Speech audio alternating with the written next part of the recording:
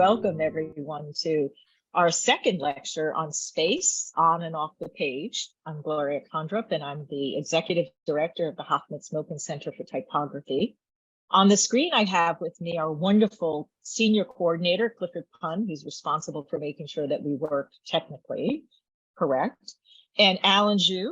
Alan is our wonderful GXTA who has developed the entire identity for this program, and who's in charge of also trying to round up a lot of our graduate and undergraduate students. And Alan, we could not do this without you. You're just great. I'm going to introduce Professor Ty Drake, who is going to be your host and moderator, and introduce Cody Clark from RSM, who's our wonderful speaker today. So I'm going to turn it over to Ty Drake. Thank you again, Cody. I really, really appreciate you doing this. As an esteemed alumni, I'm very happy that you're here. I have to say, I'm very happy you were not my student, like Ty was my student, but no, but we taught together for a very long time. So yes, yeah. yes. So thank you so much, everyone. And I will wish you a lot of luck, and thank you everyone for attending. Thanks, Gloria. All right, hey, welcome you guys. Welcome everyone to the second installment of this lecture series called Space, and we are fortunate to have Cody Clark, who is a fellow alumni of ArtCenter. Cody was there shortly after I came. 96, yeah, 96 and 99. Yeah, so you came in 96 is when I graduated, right? Yeah, so yeah. Cody, you know, is really one of those people, kind of like myself when I was at ArtCenter, who was sort of interested in not just in graphics, but in other areas of design at ArtCenter. I almost changed my major to film when I was at ArtCenter as opposed to studying graphics, but I was advised not to do it anyway. So Cody has a lot of great anecdotes from his time at ArtCenter that he shared with me when I was at RSM's retreat workshop a few weeks ago. And, you know, there's so many stories that we shared together. But let me introduce Cody, and let me just read this bio really quickly. So I'm reading off this bio. So Cody Clark serves as a principal and director of the Los Angeles office of RSM Design. With deep commitment and experience, he fuses his previous post as a global leader of an environmental graphic design at RSM Design with RSM Design's established industry leadership to bring relevant insight to continuously evolving their studio. His expertise has contributed to an exemplary portfolio of world-class projects, industry publications, speaking engagements, and design education. Cody, yes, has taught at ArtCenter for quite some time. He has built an award-winning career with creative and contemporary storytelling within architectural and public space environments. Cody believes in building projects around a client-informed process, which is led by asking great questions, research, obviously, resulting in meaningful and economically successful projects. Specializing in transmedia, which we're going to be talking about, you guys, because you guys all know that we have an area of, well, some of you know, that we have an area within our graphic design department that focus on transmedia. We're specializing in transmedia solutions for wayfinding and environmental interventions. Cody utilizes media-driven platforms. He is a prominent voice within the industry through active participation and speaking topics ranging from technology-led experiences to the future of wayfinding and mobility. And that's what we kind of want to talk about today also, is what is the future of wayfinding and mobility, especially as it relates to spatial graphics, immersive graphics, and how, you know, design schools are sort of the idea of what we do at ArtCenter and the focus of spatial graphics, and how the thinking of what the future and what kind of courses we will be creating that sort of lean towards that. So without further ado, I'm going to turn it over to Cody. Me and Cody are going to have a little bit of a conversation after he presents, just before about 15 minutes after. We might have 15, 20 minutes. That sounds great. Right. Thanks for the kind introduction. Yeah, it's very strange to hear about yourself in that kind of way, but I appreciate it. And thanks to Gloria for continued continued support and having us join today. So as Ty said, and as Gloria said, my name's Cody Clark. I'm with RSM Design design studio, and our focus is really on brand signage and environmental graphics within the built environment, pretty much anywhere on the planet and pretty much any practice area on the planet. So today I decided, again, I think keeping this topic of transmedia storytelling in space, I wanted to talk a lot about transformational versus transactional storytelling. And let me go through that. So we'll go through what transformational really means. We'll go through what transactional really means. And for us, these are really two words that are, again, at the core of what we do on a daily basis. I think all of us can, everybody on the call, I saw some names pop up even from like Montreal, which is amazing. I think all of us can testify that we've experienced a lot of transactional environments in our daily life, right?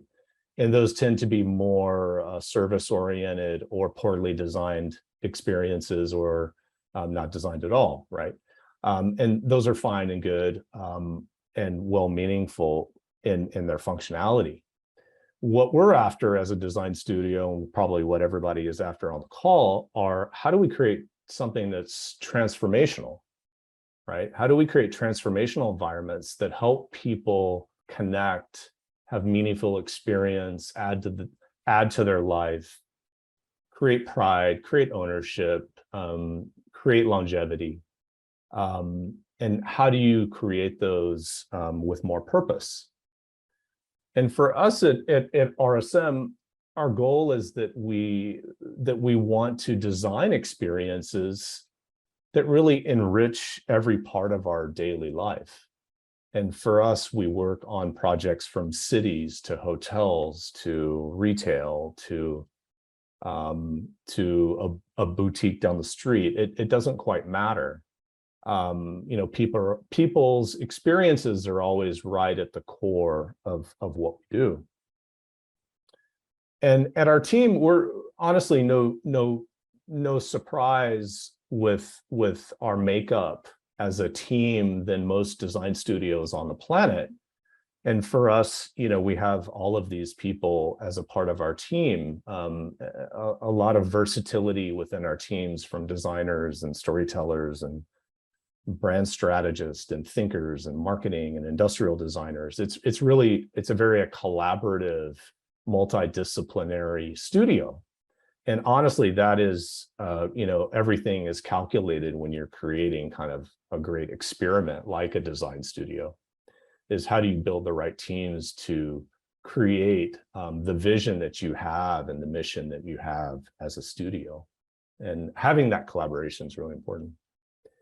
So for us, when we talk about these experiences that we want to create, that's really step one for us, honestly. It's like, okay, you have to define what the right experience is for the people that you're designing for, but it's also how do we engage past the superficial level? And that is where we find the most interesting part of what we do from a design point of view, is how do we tap into all the different human needs that one has. You know, we're designing complex environments that have a lot of different types of people with a lot of different needs and cultures and languages. And so it's how do you tap into what they need, and how do you build and design something that's meaningful to them?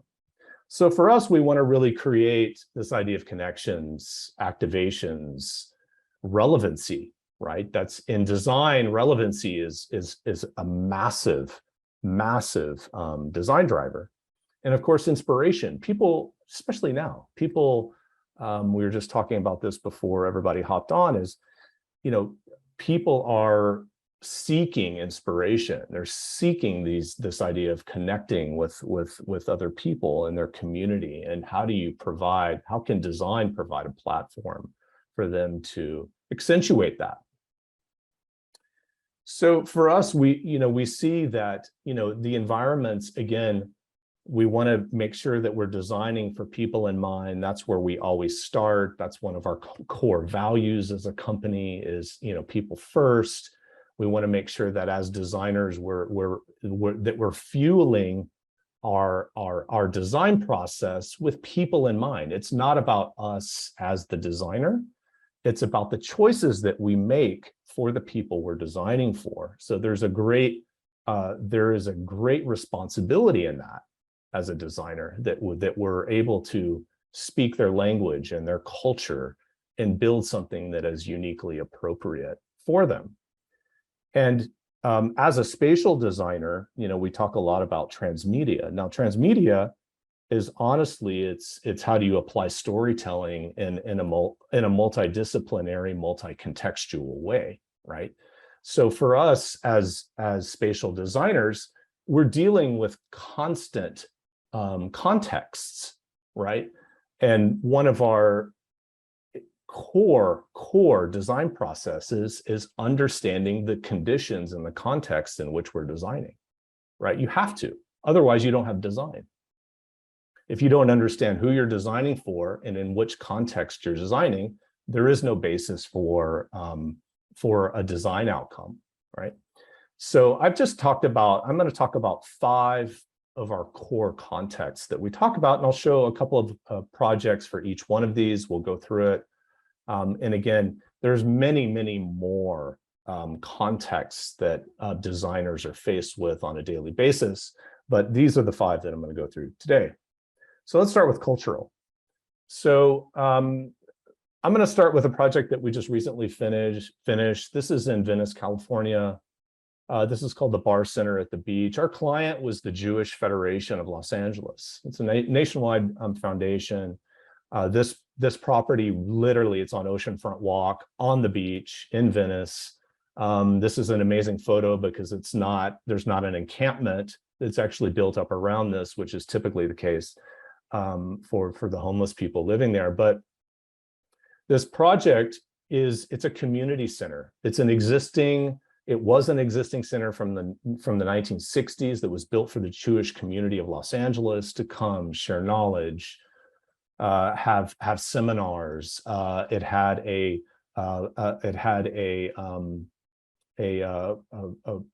an internship program where people would study about Jewish heritage for the foundation and work in residency.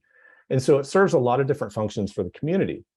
Now, as we all know, or maybe not, is that the Jewish culture, religion has faced a lot of adversity for thousands and thousands of years, right? So I think one of the things that we talked about was understanding how do we create a graphic language, how do we create a typographic language that can celebrate the culture, right, of the Federation, but also communicate the brand of the culture, communicate the brand of the building, but also be slightly ambiguous, more abstract. So for us, we worked with an architecture company called Bellsburg Architects that are located on Main Street in Venice. And again, to come up with a pattern language and a graphic and typographic language that represented this form. So really, again, starting with the Star of David, and how do you slowly abstract that into graphic form where it becomes deconstructed but constructed. And we used it as a way of creating a graphic device that was a skin and a veil around this building. And again, could have a much more flexible and kind of dominant presence within the city. And for us, when we were looking at this project, the context of not just the culture, but the context of where it sits within the city of Los Angeles was really important for us, because through discussions with the architect and the owner, the idea that light, again, the light of Venice, the light of Los Angeles is unique. Right. And so again, how do you leverage that into light and shadow? And as a designer looking at the times of day that the building is receiving light, and how do you use the subtlety of the language that we wanted to create in ways to create a really captivating experience for the people in an inside and outside building. And so we went through a whole exercise of how do you really layer into the architecture this idea of a graphic language and a device that is there and not there, and provides that identity, was really, really important. And I think these are just some of the concepts that we did. And ultimately, this is not, a building where you want to have a screaming loud identity, right? And so we looked at the idea of how do you just take advantage, again, of light. So using this Jerusalem stone that was imported for the project and routing out to the identity and the monogram into that where there's no light, it's just the natural environment and context that provides its visibility. The next one we'll go through is Buddy Holly Hall of Performing Arts and Sciences. Again, this is in West Texas, in Lubbock. And we'll go through one specific aspect. And I think, again, I think most people are familiar with Buddy Holly, but I think, the natural instinct, again, is to be referential, right? So there is this kind of deep, cultural community roots of him and the music that he played and the importance that he had within the history of music, but in kind of the iconography of him, right? But that's like the easiest way out. And I think for us, we started looking as a design team at how do we build the right typography for the overall traditional signage of the project, but how do we start to create these amazing experiences within the project? And donor experiences for us are really a great way to start a storytelling device. And in this case, we looked at, working with the architect on creating something that's, again, filling an atrium space with a donor opportunity using, volumetric picks, like guitar picks, different scales for different gifting amounts. But again, how do you build that narrative of what is uniquely him, but only referential?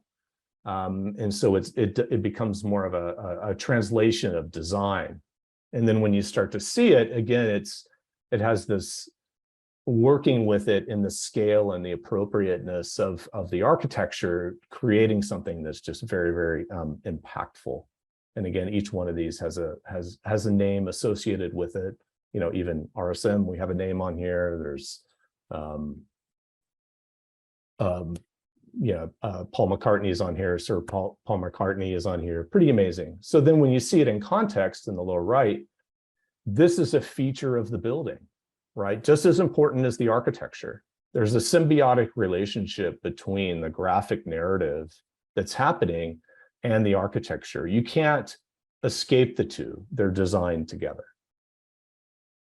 So let's move on to architectural context. We worked for quite a long time on a project called the Drew, Las Vegas. This is right on the north end of the Strip. The project unfortunately died, but the project is very, very interesting because we worked on it in combination with a collaborative process with a company out of New York called 2x4, which I think a lot of traditional graphic designers on the call might recognize. And it's a 6 million square foot building, right? Hotel, casino, retail, restaurants, convention center, you name it. And our approach collectively between RSM and 2x4 was to look at it very differently from a storytelling point of view. So we we approached it very differently, where we said, okay, let's talk about things that are, again, experiential. Let's talk about things that are sensorial. We know we have to create practical things, but how do we start to create something, again, that is supernatural? We talked about the landscape design was very much, and the architecture from Diller, Scofidio, Renfro was much more about this reinterpretation of the natural environment of Nevada. But how do we take this as something very sexy? And so we developed this concept of supernatural. And again, in what we do as spatial designers, there's a pendulum. There's always a functionality to what we do. You have to. right?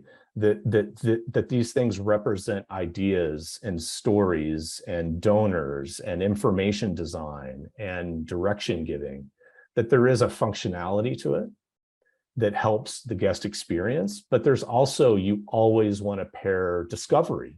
You want to pair surprise. You want to create something that's memorable, right? Signage is not typically memorable. So what is, and how do you start to build that into the system?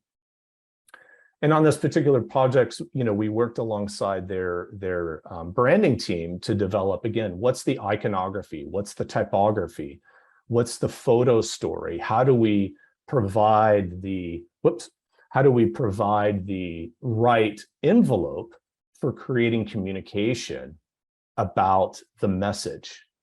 Typography in this case was very, very important because, again, we're trying to communicate lots of complex information in unorthodox ways. And we started to think about, okay, ultimately as spatial designers, we have a very clear directive that we have to create information, a whole system of information. But how do we use materiality? How do we use light? How do we use digital practices to deconstruct typography and put it into a form that currently doesn't exist in a lot of commercial environments? So again, we go back to the people. Remember, people first. So we go back to all the different users. This document that I'm pulling from is about 200 pages. It goes through every single user type, all their journey mapping, where are they moving from one part of the building to another part of the building? What are they seeing? What are they experiencing? So it starts to build a mental map of where those moments are within a project that we can leverage as a designer to create those experiences. And ultimately, working with the architecture team and the consultant team, we all landed on this collective vision of how do we think differently about information? How do we think differently about media? And so we started thinking, okay, well, let's come up with principles, design principles that would allow us to do something that was very atypical. So we talked about this idea of ground, horizon, and sky, and that everybody's association with a space is typically in one of these three categories. And that was really an aha moment for us to start saying, okay, well, how do we leverage each one of those moments paired with the information or the art or the media that needs to happen at that particular function? So we started looking at things that, again, were completely crazy, as far as sculptural elements, and pairing those with things that didn't always go together. And I think for us, we had the freedom to say that we can control how information is woven through the environment. It doesn't have to be static. It can be digital. It can be ever changing. We wanted information to disappear and then reappear. We wanted things to be able to be surprising and artful. So information disappears when there's no one around it and it turns to art. And then the minute someone is in proximity, it turns to information. So it was allowing us to rethink how people engaged in typography in really interesting ways. Let's move on to historical. We do a fair amount of projects that are referential. And I think this is what really gives us the fuel and the energy. If you look at everything I've shown you today, this is a great representation of RSM Design. And I would say the majority of design studios is that it's not a house style. There is not a methodology per studio. We are client driven. We're a commercial design studio that wants to use our experience and our knowledge to help drive a solution based on what the client and the culture and the users really need. So 5th and Broadway, this is in downtown Nashville. This is right on the north side of Broadway here. And again, it's right across from the Ryman Auditorium, which I'm sure Gloria knows very, very well, across from the Bridgestone Arena. And we worked on, again, this is a very, very large project, but I'll go through, again, just one piece of the storytelling element. And as an extension of Broadway, you see kind of the environment in which you're looking down on Broadway is the old honky tonks and saloons and bars and things of Nashville, music venues. And we wanted to really celebrate that, but celebrate that in really new ways. And when we start to look at this historical place, a place that has great legacy of music and culture and art, and we wanted to be able to say, okay, this is clearly a place that is new, but it's a place that honors its past. And we do a lot of research into what does that past really mean, and how do we extract a vocabulary from typography, color palettes, material, and how do we start to layer a new vocabulary into that? And these are, again, just a couple of examples of some of the spaces we designed. And all of these are basically transition spaces, right? And within the building, whether they're from parking or vertical circulation coming from parking up into the project or up into the street. That's where, honestly, in our world, that's where experience starts and ends, is I'm parking. It seems very strange, right? It's like, okay, well, that's a leftover space for most designers, but for us, it's a space you want to celebrate and begin telling that brand story, that narrative, that typographic story, that graphic language needs to start driving the experience. So really looking at how do we leverage a lot of, the hat show print vernacular and things that are uniquely Nashville, and how do you celebrate those in really interesting and dynamic ways. This is the project on the right. On the left, it's the Ryman Auditorium. And again, building signs and landmarks within the project that celebrate the brand and the typography of the project. But how do you place it in the right vernacular and in the right tone of the project so it feels like it's one environment that makes complete architectural and historical sense? And these are all built photos of the pieces earlier that I showed you. And again, even like the vernacular of woodblock printing, of wood typography from letterpress. And how do you celebrate that in ways that have never been seen before? And again, it's pure vernacular, right? And vernacular has its time and place, right? To the thing on the right, which is clearly, driven by a lot of kind of interpretation of hat show print and old, music posters and things like that. So let's move on to motivational. So I just have a couple projects left, but Platform One is a food hall it's a Michael Mina group food hall that's a part of a larger project that we've been working on for about 4 years. And we've had a lot of interventions and a lot of different aspects of design in and around Uncommons. And this is, again, on the outskirts of Las Vegas. We worked with Gensler, Los Angeles on this, and a lot of other consultants. And again, coming to the table as a transdisciplinary design studio like RSM, needing to be the binding agent of the project, because there's a lot of different architects, a lot of different consultants on the project, from lighting to landscape to branding to marketing to engineering to straight architecture. Our job, we get the fun job of being able to stitch it all together. And so you start to see how our industry as a spatial designer and spatial storytellers is the thing that provides the thread between all of these projects.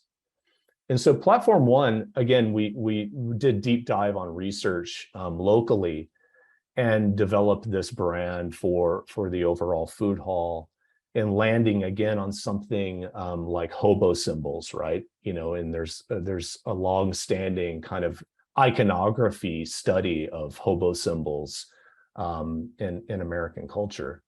And being able to leverage that into something that's much more cryptic in nature, and turning it into something, again, that's uniquely this place. And I think being able to create something that is based in symbology, that creates ambiguity, that creates a question, that creates a story, was really, really fun for us and for the client.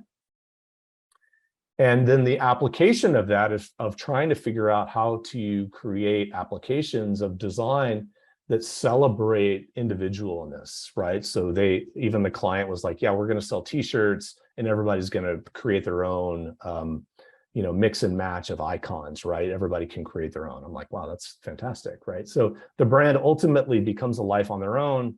People go out into the world, they take their own story, their own interpretation of this place, which again is pretty fantastic. And as really, transmedia designer, you're trying to assess how do you tell a similar story across multiple platforms, right? And a lot of those can be in the built environment, to marketing, to online, omnipresent channels through social media, things like that. So you have to build this diversity of brand and typography that lives in a lot of different containments within multiple experiences. So the last one I'll go through is density. And density is really, in our world, can be a range, I call it a transect, meaning it goes from urbanity, like, city-driven, to suburban, to pastoral, right? There's a whole transect in urban planning where we talk about space as a series of density. And for our team, this is a really important context because it sets the tone and the right recipe for what's the right typography, message, visual voice for the market in which we're designing. This project is called Post District. This is in Salt Lake City, right in downtown. It's a adaptive reuse project. The main building on the site was the old printing facility for the Salt Lake City News, right? So it was where all the newspapers were printed. So what the owner wanted to do was pay homage to that, but didn't know how. They were going to keep the building as a restaurant flagship and gut it and start over, but keep the bones of the building, but wanted to celebrate that textural story and that legacy, but do it in a very, very urban way. So the design team, again, we go back to what's our message, right? What is our overall message typographically? What's our brand? Who's our market? What are we designing for? That helps us give the right roadmap as designer for what to do. So we talked a lot about, okay, well, let's take that idea of printing. How do you modernize that? And we talk about the texture, the impression of printing, right? So we talked a lot about texture and applying that to space and form. Their market was very, very specific. It's a large residential retail project with a lot of gallery spaces and community-driven spaces, smaller units. And so we developed a full persona guidelines about who the market is, right? And we call them the insider outsiders, right? And I think for us, they had a very, very specific tone in which we needed to design Post District. And that idea of uncertainty was really important for us, that we wanted to design spaces that felt that they were all anomalies, meaning everything felt eclectic. It felt like we wanted to stumble upon something that was a relic or something that had been there before, or we wanted to take something in there that there was an absurdity to it and include that into the architecture. And it allowed us to, again, look at, we didn't develop the brand, but we had to implement the brand. And for us dealing with the brand, and there's pros and cons to this brand, but for us, we wanted to, again, have a brand that was not a brand. We wanted to deconstruct it typographically, so it would never be seen the same way twice. And again, it goes back to the desire of the market.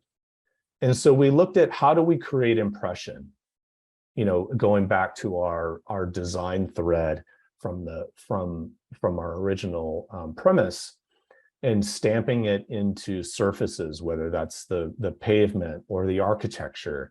How do you break it apart and deconstruct it and use it as texture within the environment and the architecture? And it allowed us this freedom to say, okay, it doesn't have to be clear. It can be textural. It can support an experience that's holistic, but it can be there when it needs to be, and it can disappear when it needs to be. So we again developed the brands there's 5 residential buildings. We developed the brands for each one of those, and each one of those had a unique market and a unique brand. And how do we apply that same sensibility to the architecture? So in these cases, again, looking that impression of old letterpress printing, right? Like pushing in and pulling out of the architecture.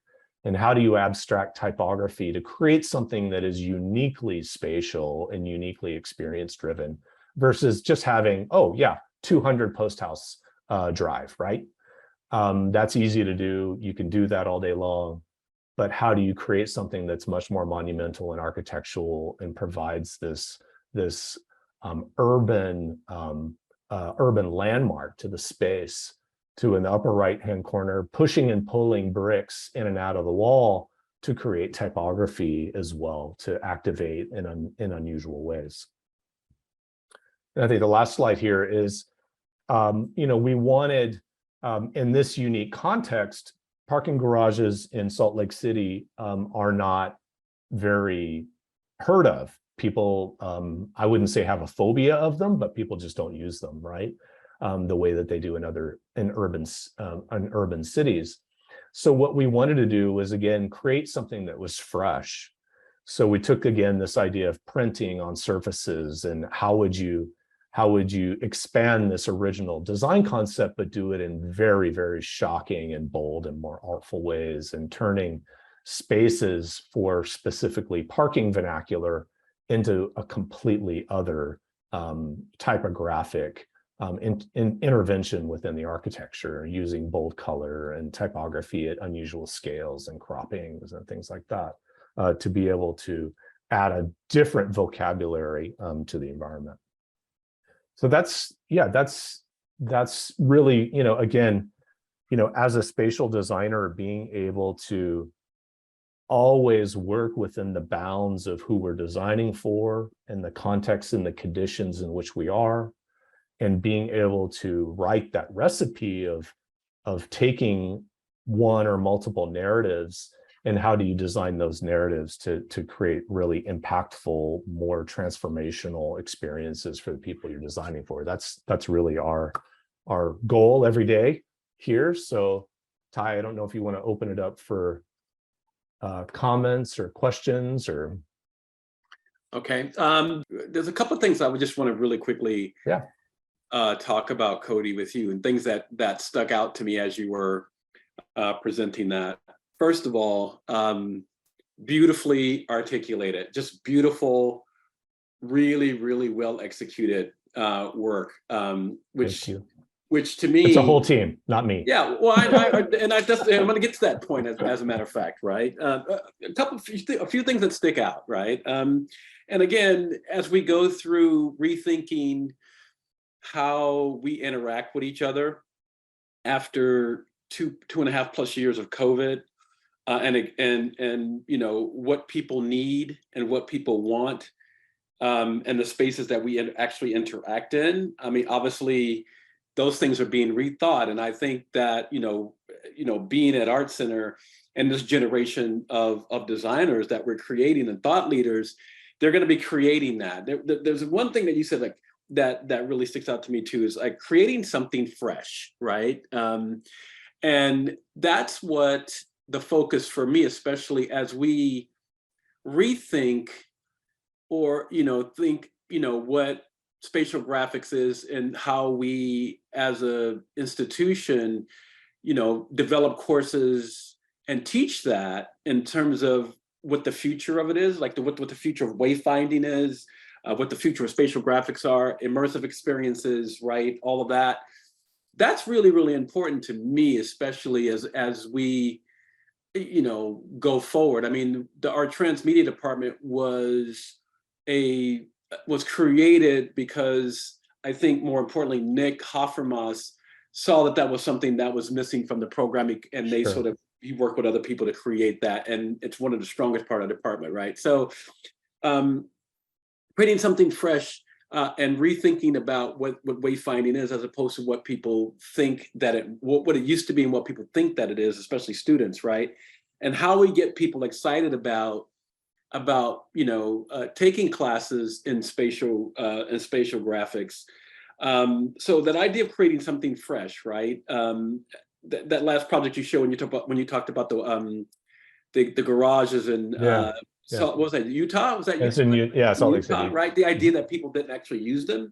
Yeah. So how do you think of a way to get people to do that, right? If they're not right. So I thought that was really, really good.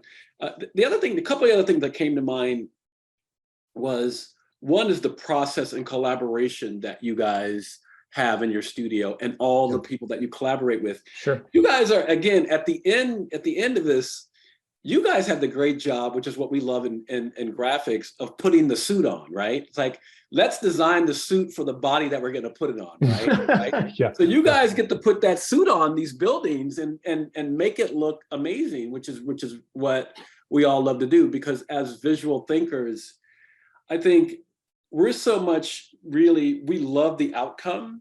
The process is the process, right? But when it's all said and done, we want to be able to look back and say, yeah, I did that, right? That looks great. So the idea of the process and collaboration, I think, is interesting, but also the part about storytelling, right? And how typography plays a role in a lot of the projects that you guys have done, right? As I think Nick probably says this a lot too.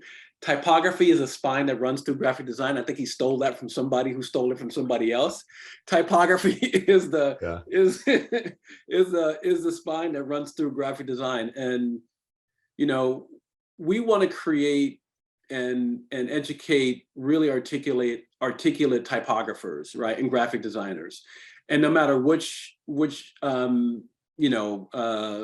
thing that you decide to study at ArtCenter, at some point you're going to be using some typography, right? And so can you talk just a little bit about the importance of that typography and storytelling in a spatial context? And what I mean by this also, and this is really important for people to understand, is the issue of scale, right? Okay. Right, human scale, as opposed to how most of us are so used to, especially in school.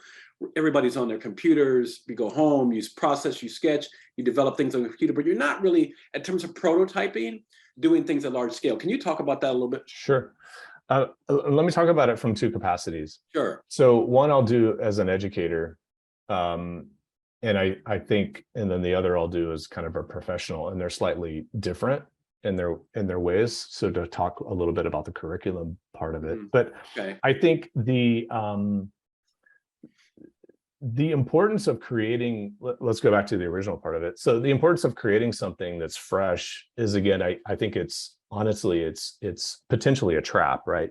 I think for us, that's not necessarily the thing. I think for us, it is about rethinking, right? It's rethinking within the context of what we're charged to do. Right. And I think and there's a lot of there's a big arc in that, right? Like how innovative can you be? In some of the projects I showed today, there's a lot of unique ways of solving a problem spatially. And then there's a lot of ways that are, again, the arc is a little flatter, right? But I think, when I was a teacher at ArtCenter in the environmental program, the goal was, again, to rethink tradition, right? And I think that's very, very important academically, is to rethink tradition. And that's the whole premise, I believe, is understanding the tradition of typography, how it's affected spatially, how people move through space architecturally, the context in which you're designing, right? Whether it's a book or whether it's a museum, it's actually fundamentally no different. Right. I think it has added parameters to it. But one of the things I would say that we try to do is, again, we we're constantly working between the computer and prototyping. Right. And even now, when you can basically design anything three-dimensionally, we design very few things flat anymore. Mm-hmm. We design everything with every render I showed you is pretty much three-dimensional, right? Yeah. We're designing within the space that the architect is creating, and we're merging it with landscaping, merging it with the lighting intent. We're designing, we have the luxury of being able to collaboratively design real time with the people that are doing the other components. Right. And so it's not a leftover discipline like it used to be. It is now, we're one part of the recipe. So I think constantly being able to step away from the computer, use the computer for what it can do. But in our studio, we print everything out. We look at things full size. We print them out and take them to the space as partial mock-ups. You have to prototype what you're designing, because your effect typography as it affects in space is completely different, right? It's completely different. Right. And it's not just scale. So I think, you know, again, is the things we challenge ourselves internally are scale is just one piece, but it's color, it's contrast, it's materiality, it's where am I entering? So the circulation of how people experience space and the density in which people are there. Is it a space that's solitary? Is it a community space where there's going to be 5,000 people? Like, you have to design to the functionality, not just the spatial requirements of it. And that's the super interesting part of it. I mean, I was a traditional graphic designer for many, many, many years. I've been doing this over 30 years. Yeah. So I've flip-flopped. But the thing that is always interesting is from and I studied all typography and, you know, for many, many years. But the thing that is interesting is the parameters in which you design are infinite. Right. Versus static.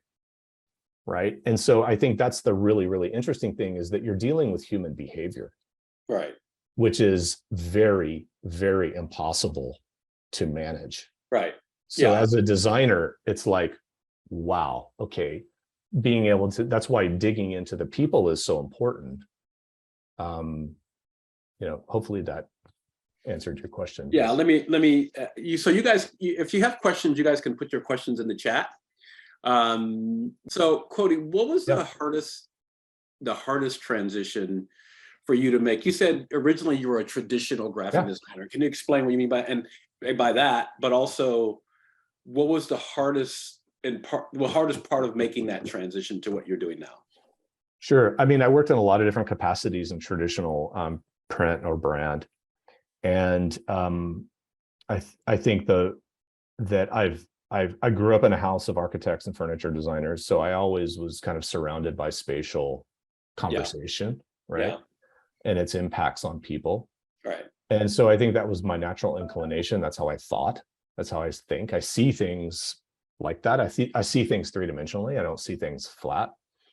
And so, but I worked in the capacity, everything I did from a traditional print method, poster design, branding, you know, traditional brand agency stuff, again, taught me let's say the finer points of controlling typography and message and its importance of consistency.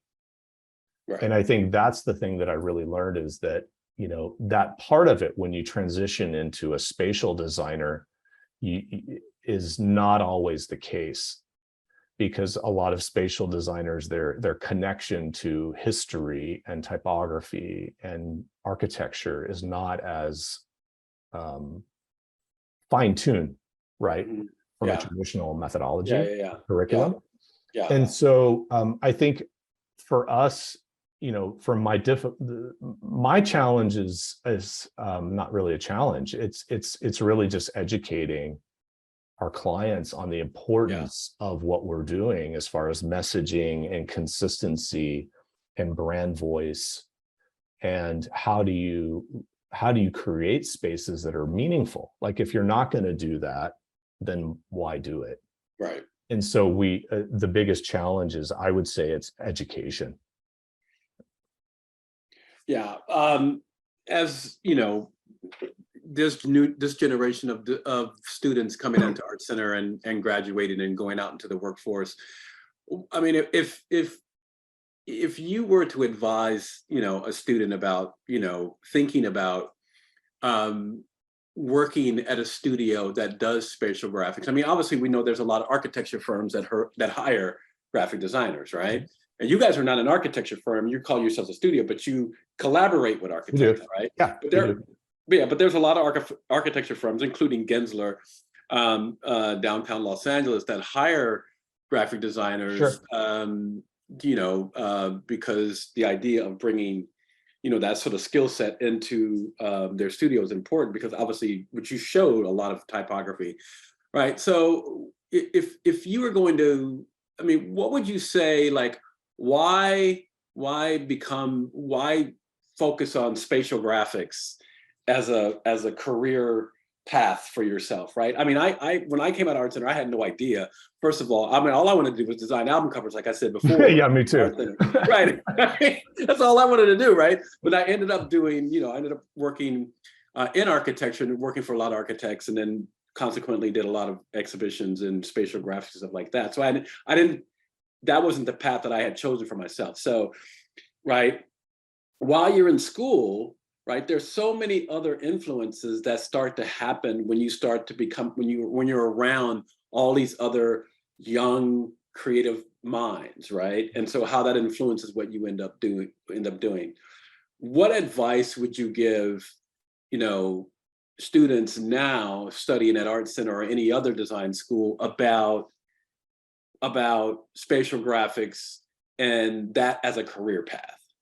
Okay, that's a big question. Well, I'm going to talk about it from my perspective, and then, I think honestly,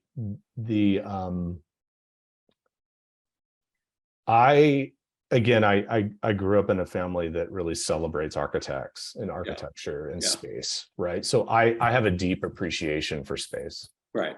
And I think that I personally love the impact that it can make on people's lives. And again, we're not creating, medicine to save the world here, right?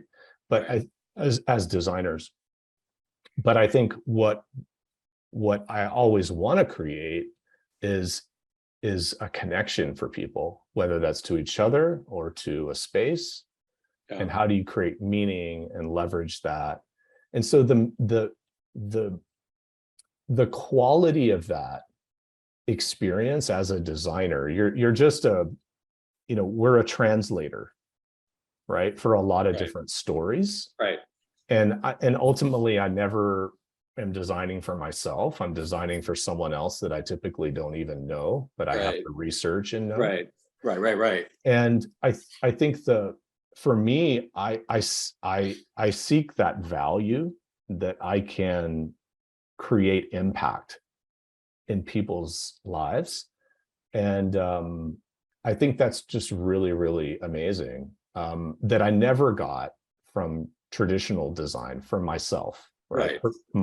For myself personally.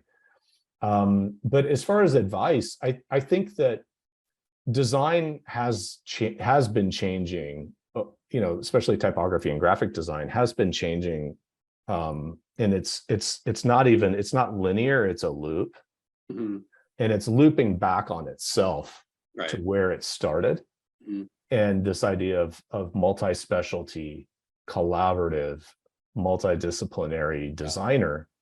And I think being able to be a designer that speaks a lot of different languages, whether that's influence from media or culture or spatial graphics or flat graphics or social media, it doesn't matter, or even more artful, it does not matter. Right. I think that it's all a toolkit to solve a really great problem to create impact. Yes, right. It's kind of like if you're a songwriter, right? If you're a songwriter, you should be able to write for whatever genres of music that, across many, I'm just saying, across many genres of music, right? If you have that skill set. Thanks, Cody. There's one question, finally, we got a question from somebody. Are there any methodologies you see lacking in new design graduates in general? Whoa, that's a loaded question.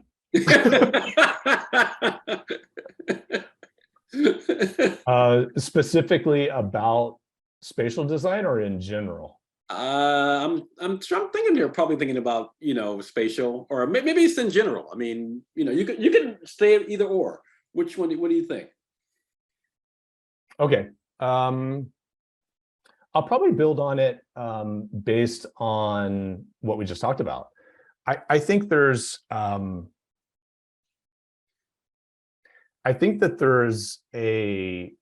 guess the opportunity is that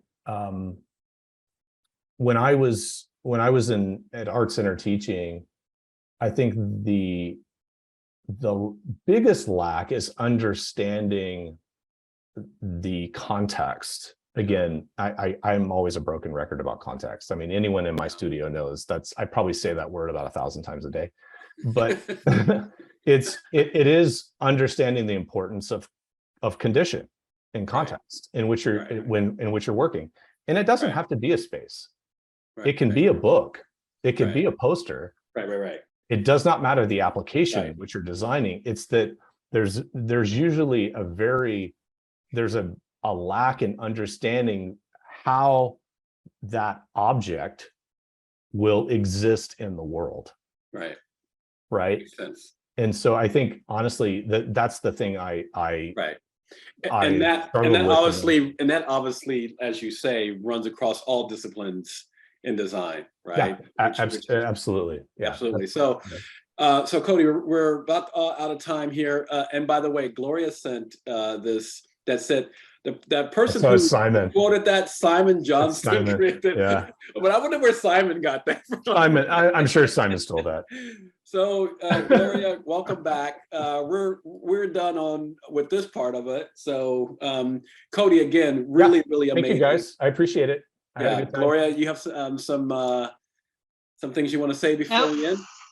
Thank you, Co. Thank you, Ty, as always, and thank you everyone for attending. We have in the chat room where you can sign up for our next lecture with Dan Goods from JPL on Wednesday, November 8th. Yeah, do it. And it's part of ArtCenter's creative. He's a cool guy. Yeah, part of ArtCenter's Creative Tech Week. Yet another one of my students, former students. I love this. I just get to, when the student becomes the master, I think I've done my job well. All disciples. Yeah, absolutely. Yeah, we're all disciples of someone, right? And Alan, soon you will be the same. So thank you all for attending, and we'll see you on November 8th, Wednesday. Yeah. Check out HMCT. Listen, and to all my students, you guys, I'll be there soon, okay? Put your work up. Okay. All right. Thank Cody, you thanks again. a lot. Bye. We'll talk again soon. Okay? Thank you all. Thank you.